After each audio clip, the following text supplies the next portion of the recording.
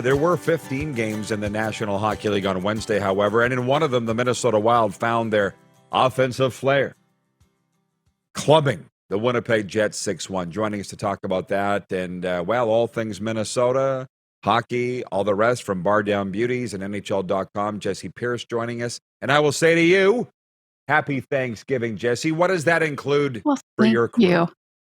The turkey's in the oven. The pie will be made in just a little bit once I wrap up here. Pretty low key. Like you said, the Wild played last night and they play again tomorrow. So we keep it low key. My family's located 5 hours north up on the Canadian border. So not making that trek this year, but I don't mind it. I kind of like just the chilling out. Good for you. Hey, I had this question was going around the gym this morning. I'll put it to you. What is your specialty? You mentioned the pie. Apple, pumpkin, and there was a third. I can't remember. What is your specialty or favorite, at least? Cherry. It's got to be cherry pie. That? I'm very obscure, though, because I feel like cherry pie, it gets not a bad rap, but nobody acknowledges it. It is the best pie. It is the divine pie, in my opinion, and that is all I serve. I actually don't even give my family an option. Like, that's what we're having because I like it and I'm making it. So you want something else? Here's what I would say. Yeah, you can have. I'll bring my own pumpkin pie to your place when I come over for U.S. Thanksgiving. All right, perfect.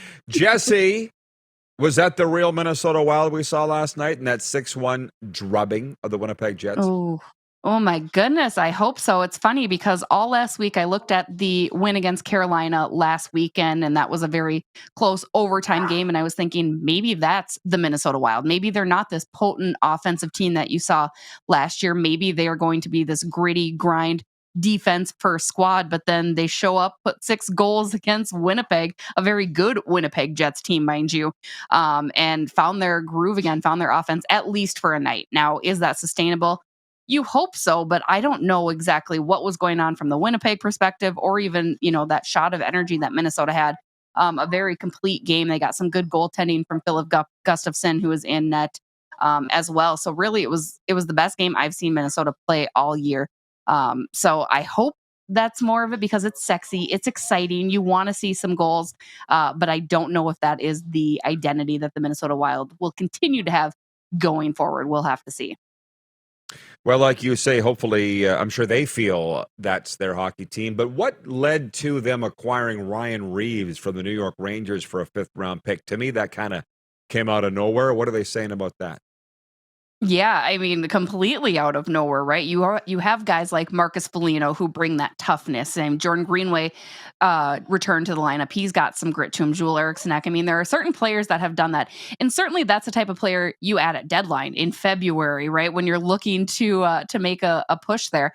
But Bill Guerin talked to us before yesterday's game and said he likes the personality that Ryan Reeves has. He's the shot of energy. And certainly the Minnesota Wild, for a locker room that is so close and one that was so energetic last year, that has been lacking. Now, the wins haven't been coming quite as easily. So imagine, you're not feeling yourself. You're not having that groove. So, I mean, I think Bill Guerin brought in Ryan Reeves just to kind of give a boost. He is a locker room culture guy. I spoke with Winnipeg Jets defenseman Nate Schmidt post-game yesterday, who said, Ryan Reeves brings such a pizzazz, such a fun type of guy. He's always ready to go. He's always got this energy. So, that's the big thing. Now, Bill Guerin also added that he anticipates Ryan Reeves to play. That was something that he wasn't getting out in New York. A reason that Ryan Reeves wanted to be traded was because he wanted to play. So in addition to being just kind of this locker room role, he's also going to be on the 4th line. Now, if you mess with number 97, Kirill Kaprizov, not only would you answer to Marcus Foligno,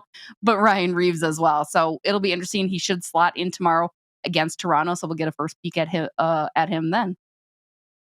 Well, I'll tell you what, the Vegas Golden Knights, as of today, are still my team, and they have not been the same since he left. So I wish him well in Minnesota because he is that guy, like you just said. Yeah. A lot of Winnipeg viewers on our show. They're number 2 for viewership, Jessi, for us, Winnipeg.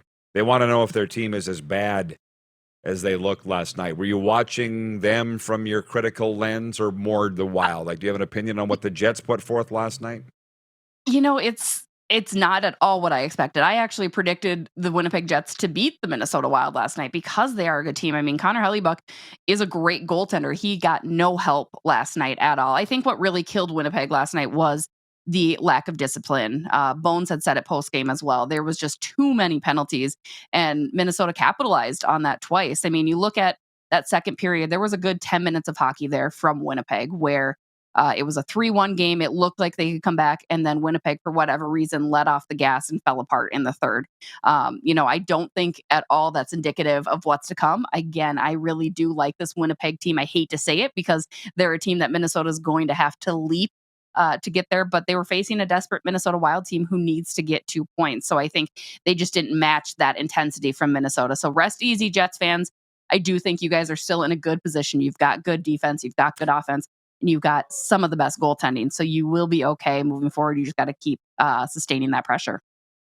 Well, they are one of the most nerve-wracked fan bases of any pro sports team in Canada. Jets fan. I'm telling you, it's a lot to stay up and down with them. Oh my, I get it.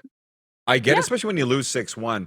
But, I got to ask you this. You've been covering hockey a long time. It just came on my radar this week, this stat, whichever one you believe, that if you're in a playoff spot at U.S. Thanksgiving, you stand a 90 to 95% chance of making the playoffs or a 75% chance, depending on who you believe. But either way, it's good. Was that talked about in your circles this week? And obviously not believed as much because Minnie isn't in a spot. But did you hear that this week like I did? It is. It's funny because it's the first time I've heard it too. We actually had Mike Rupp on our podcast last week, and he was the first one that brought it to my attention. And he brought up a good point. He said, this year is the first year that I don't think that's going to be the case because you look at some of the teams, he feels eventually, and I feel as well, eventually things are going to kind of fall into place. And they sort of already have, right? Buffalo got off to this insane hot start. They've kind of fallen back to where they are. Arizona had been doing really, really well. And they've kind of found a reality, if you will. I don't think that it is as hard in as it has been in years past. Usually I do think, you're about a quarter way through the season come U.S. Thanksgiving. So there is some indication there of who's good, who's not, but especially in the Central where it is constantly a dogfight. I think it's still up for grabs, the majority. And I mean, you have teams certainly that I think are going to filter to the bottom that are going to continue to struggle. But I think teams like Minnesota, like Winnipeg, like the St. Louis Blues, and even Colorado, who's kind of been up and down so far early on. I think they're going to find their way, find their footing, and make a bigger push. So I don't know that, the panic button needs to be hit for teams looking on the outside of the playoffs come Thanksgiving, come today. But certainly, it's going to get tougher. You're going to have to really start gathering these points come December here this next month. Really good point. My last question, and I know you got to go, is simply Sam Steele. I'm sure my buddy Sammy, pride of Sherwood Park, is happy to be gone from Anaheim with where they are. And how's he fitting into Minnesota? What's going on with Sam Steele? Yeah, he had yesterday was the second game that he got the opportunity to be on that top line between Kirill Kaprizov and Matt Zuccarello. And now naturally, any player put in between two elite skilled players like that are going to succeed. But Minnesota's really struggled to find that place. Ryan Hartman injured very early on in the season, and he was struggling to get going. He will not return probably until mid-December if they're lucky. So he's been out of the lineup. So in return, Dean Evson has been shaking things up. Freddie Gaudreau had a look there. You've seen, even Matt Boldy slot to center there. So there's been some different players, but Sam Steele, two really good games in that spot as the number one centerman. So I like to see it. I was excited about the addition of Sam Steele. The little bit I saw of him from Anaheim, I was like, he's a good young player. He's a sound player. And sometimes I like that he's not necessarily noticeable because he's not making, these egregious turnovers or these bad plays.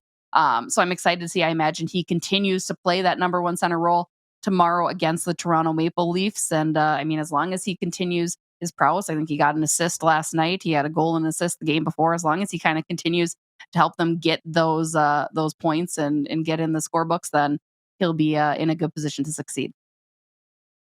Jessi, you do a great job. I tell you that every time because I mean it. NHL.com and Down Beauties. Enjoy your Thanksgiving with your crew, and we'll chat next time. Sounds great, Rod. Thanks so much. All right, Jessi Pierce joining us from Minnesota. Hey, everybody. Thanks for watching the RP Show on YouTube. And don't forget, we're live daily on YouTube from noon to 2 Eastern. If you like what you see, hit subscribe. And if you like the program, check around for other segments of the Rod Pedersen Show here on YouTube.